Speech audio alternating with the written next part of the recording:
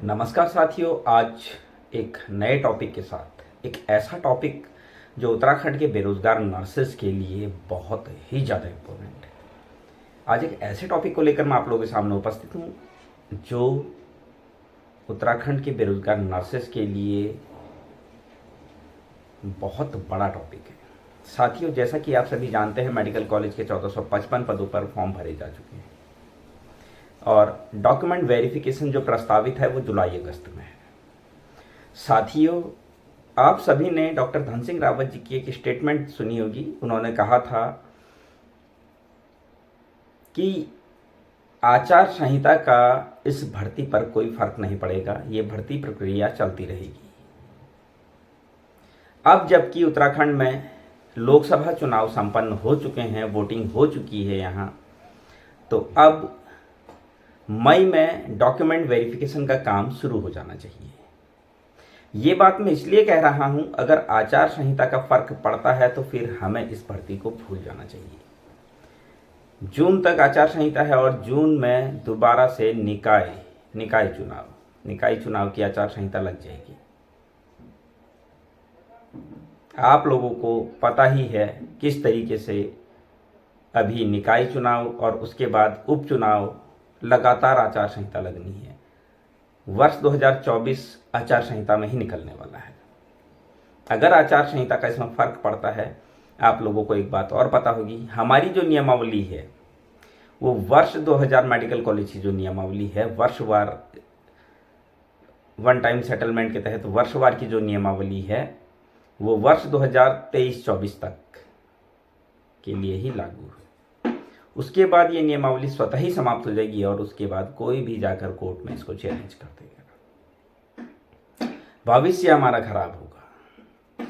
तो मैं आप सभी लोगों से सिर्फ और सिर्फ एक ही बात कहूँगा, सभी लोग एक्टिव हो जाएं। हमें इस समय अधिक से अधिक संख्या में सचिवालय, स्वास्थ्य मंत्री और चिकित्सा सेवा चयन बोर्ड में लगातार जाना चाहिए। जब तक डॉक्यूमेंट वेरिफिकेशन का काम शुरू नहीं हो जाता है तब तक हमें लगातार चक्कर लगाने होंगे और ये चक्कर हमें मई तक ही लगाने हैं। मई में हर हाल में हमें डॉक्यूमेंट वेरिफिकेशन का काम शुरू करवाना है ताकि मई में हर तरीके से डॉक्यूमेंट वेरिफिकेशन पूरा हो जाए। जून तक हमें ज्वाइनिंग देने की तैयारी हो जाए। मैं फिर से आप लोगों को बताना चाहता हूं, आपने डॉक्टर धन सिंह रावत जी की वो स्टेटमेंट सुनी होगी जिसमें डॉक्टर धन सिंह रावत जी ने कहा था कि मेडिकल कॉलेज के पदों पर आचार संहिता का कोई फर्क नहीं पड़ेगा, भर्ती प्रक्रिया चलती रहेगी, भर्ती प्रक्रिया पर आचार संहिता का कोई फर्क नहीं पड़ेगा, आचार संहिता से भर्ती का कोई लेना देना नहीं है। मैंने वो वीडियो भी पहले भी डाला हुआ है, अभी मैं दोबारा से वो वीडियो डाल दूंगा, आप देख लेना। और मैं कुछ और चीज़ें भी डालूंगा, एक अखबार की कटिंग में भी मैं इस वीडियो में आपको दिखाऊंगा जिसमें लिखा है वर्ष 2024 आचार संहिता में ही निकलेगा। और एक मैं हाईकोर्ट की जो नियमावली है, हाईकोर्ट का जो डिसीजन है और जो नियमावली बनी है वर्ष 2023-24 के लिए बनी है, वो भी मैं आपको इस वीडियो में शो कर दूंगा। तो आप समझ सकते हैं किस तरह से जो है हमारा फ्यूचर अधर में लटक चुका है, किस तरीके से हम एक ऐसी कंडीशन में आ गए हैं जहां से हमें आगे अपना फ्यूचर बर्बाद होता हुआ दिख रहा है। अगर मई में डॉक्यूमेंट वेरिफिकेशन का काम शुरू हो जाता है तो साथियों, आप यकीन रखिए जून तक हमें ज्वाइनिंग मिलने के बहुत ज़्यादा चांस हैं। और अगर मई में डॉक्यूमेंट वेरिफिकेशन का काम शुरू नहीं होता है तो आप ये समझिए फिर हमें ये भर्ती को भूलना पड़ेगा। फिर तो ये भर्ती 2027 तक खींचेगी ही खींचेगी, और वो भी 2027 में इसमें एग्जाम होगा। इस बात को आप नोट कर लीजिए, क्योंकि वर्षवार की जो नियमावली है वो वर्ष 2022 और 23-24 के लिए है। नियमावली आपने पढ़ी होगी। तो साथियों, ये बहुत बड़ा संकट उत्तराखंड के बेरोजगार नर्सेज के ऊपर आ चुका है। मैंने पहले भी कहा था, जब सिर्फ स्वास्थ्य विभाग के पदों को निकाला गया था और मेडिकल कॉलेज के पदों को रोक दिया गया था, तब भी मैंने कहा था कि दोनों पद मेडिकल कॉलेज के भी और स्वास्थ्य विभाग के भी साथ ही भरे जाने चाहिए। तो आप लोग, बहुत ज्ञानी लोग जो हैं, जिन्होंने कहा था नहीं नहीं, हमारे जो बड़े लीडर हैं वो बहुत अच्छा डिसीजन लेते हैं और वो भर्ती कराएंगे। बबलू तो भर्ती रोकना चाहता है। आज वो लीडर नौकरी कर रहे हैं और उनको कोई फर्क नहीं पड़ता आपको नौकरी मिले या ना मिले। उनको अपना काम निकालना था, वो निकाल चुके हैं। आज वो अपनी मनचाही जगह नौकरी कर रहे हैं और ये भर्ती ना हो उनको इससे कोई फर्क नहीं पड़ता है। डिसीजन हमने लेना है कि हमें क्या करना है। अभी भी बहुत सारे लोग ऐसे हैं, उन्हीं के चेले चपाटे हैं जो आपको भड़काएंगे, नहीं नहीं रहने दो, ये है वो है, अलाना फलाना, जो हो रहा है सही हो रहा है। लेकिन थोड़ा सा बुद्धि आप भी लगाइए कि कैसे अब ये भर्ती हमने पूरी करवानी है। हमें लगातार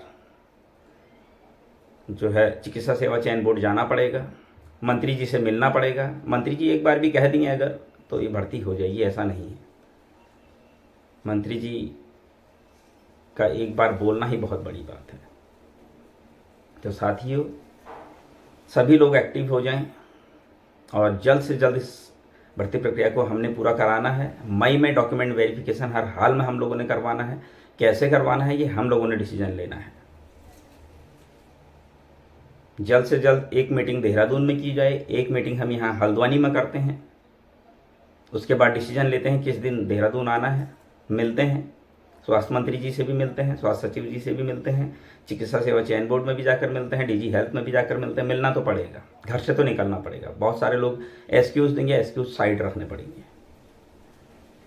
जब तक हम घरों से नहीं निकलेंगे काम नहीं होगा। देहरादून वालों से भी मैं एक ही निवेदन करना चाहूँगा, जल्द से जल्द मीटिंग करें देहरादून में, और हल्द्वानी में भी हम लोग जल्द से जल्द एक मीटिंग करते हैं और डिसाइड करते हैं कि कौन सी डेट सही रहेगी, और जल्द से जल्द जिससे डॉक्यूमेंट वेरिफिकेशन का काम शुरू हो सके। ये बहुत ज़रूरी है साथी। इस समय डॉक्यूमेंट वेरिफिकेशन का काम मई में स्टार्ट होना बहुत ज़रूरी है, वरना आप भूल जाओ ये भर्ती को। ये भर्ती फिर होने से रही। जब 2024 आचार संहिता में ही निकल रहा है और आचार संहिता में अगर ये भर्ती नहीं होगी तो फिर ये भर्ती फिर मुझे नहीं लगता होगी। कैसे होगी आप बताइए। वर्ष 2023-24 तक तो नियमावली है वन टाइम सेटलमेंट के तहत। अब बहुत सारे लोग कहेंगे वन टाइम सेटलमेंट के तहत स्वास्थ्य विभाग की भर्ती हो गई है। आधी भर्ती हुई है, आधी नहीं हुई है। थोड़ा सा दिमाग लगाइए, थोड़ा सा घरों से बाहर निकलिए। काम बहुत मुश्किल नहीं है।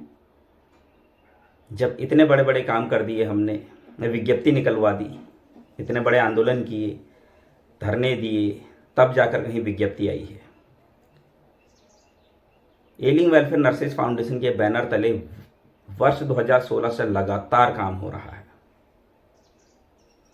आज जो विज्ञप्ति निकली है एलिंग वेलफेयर नर्सेज फाउंडेशन के बैनर तले जिन लोगों ने काम किया, उनकी मेहनत का नतीजा है ये भर्ती। ये सभी जानते हैं।